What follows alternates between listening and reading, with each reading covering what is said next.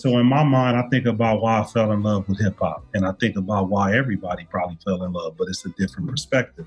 But I fell in love because it broke the rules. I fell in love because it didn't follow a pattern. I fell in love because it was original. I fell in love because they took something old and made it new.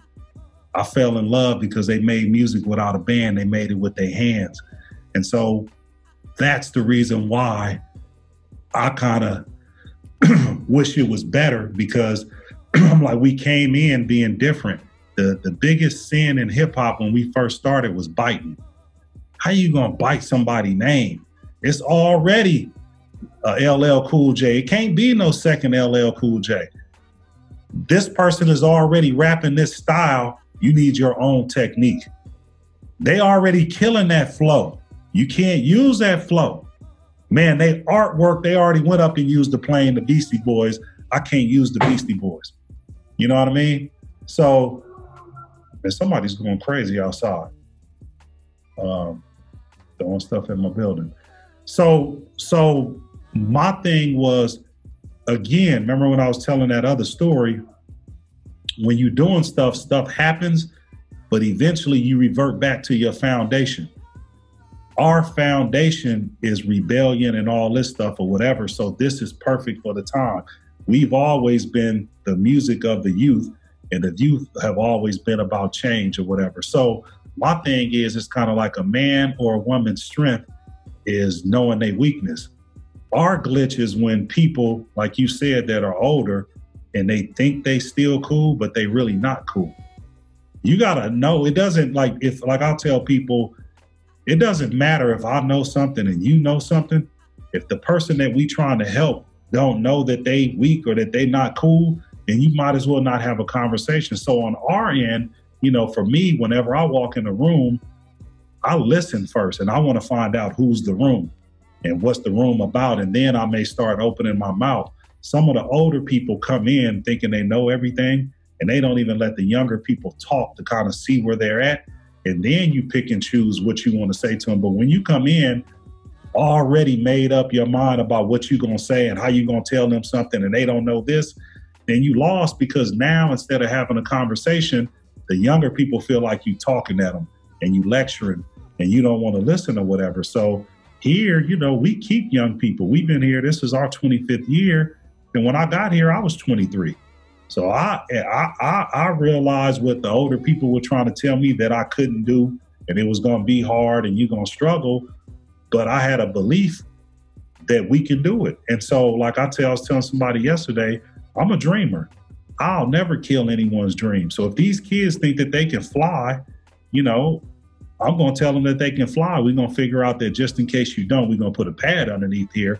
But I think people, if they're comfortable with themselves, then they should be able to embrace their roles. And I've heard the young people that want help. I feel bad. I was talking to a Banner yesterday and Sunny Digital came up. And I said, man, you actually know what? I owe him a phone call, because he literally was in here doing something and he asked me for help. He asked me to come over to his facility and help him out. And he was like, I want to be working with some of the older people, but man, Kurt, we don't have that relationship. So I need to get up off my butt and go help him. People have to be comfortable with themselves before they can help somebody else. So some of these older people, they ain't happy with where they are. And that's going to limit their ability to empathize and remember where they were. And they maybe a little bit jealous of somebody else. When you comfortable with who you are and you happy with what you're doing and what you've contributed, most people that are in that space, their default mode is to share that information.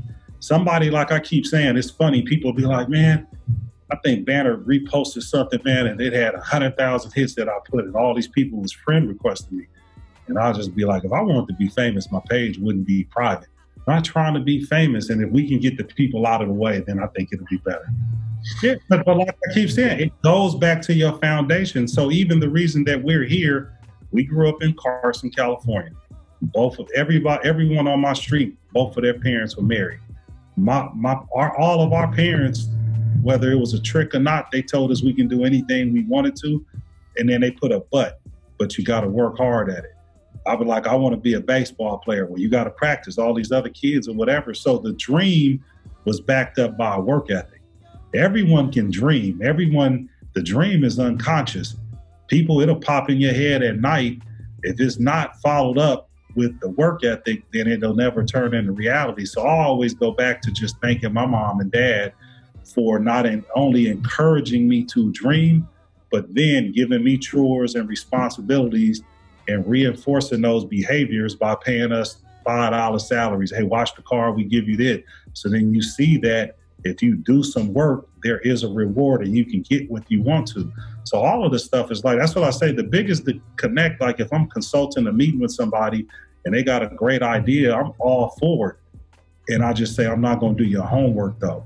And that's where a lot of dreams go to die, is when they gotta come out of your head on the paper and then you actually gotta do it.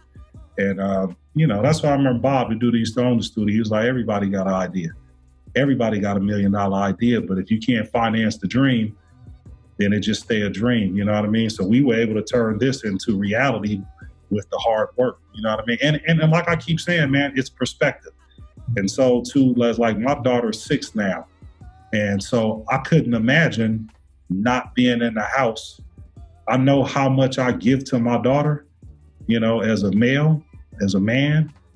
I can't, it's like I'm looking at it, and if I'm looking at somebody else's kid, I can see the advantages that my daughter has already. You know what I mean? So it's like that foundation is crucial, man. So it's like, you know, these new kids are building a new foundation. They got new material. We used to build our houses out of wood and bamboo. They got 3D printers building the shit out of ceramic. They don't need air conditioners. So this new foundation is out in these streets and we can't tear it down. You don't know if it's going to work. They know what results are going to come from the approach that we did. We don't know if their approach is going to work. So don't kill it. No drug killing. And that's where I think that it comes together. See, the younger people have the ideas, and the older people that have exhibited or demonstrated that they've been successful, then they can give them that part of it. The idea is going to come from the young people. The learning how to work came from my parent who was older. So as older people, that should be the role that we should be dealing them, is like, hey, let's sit down and won't you tell me about what you want to do? Now, I ain't talking about me. Okay, I hear what you want to do. May I make a suggestion of maybe a way you may want to consider or how to go about doing it? And that's what our role should be.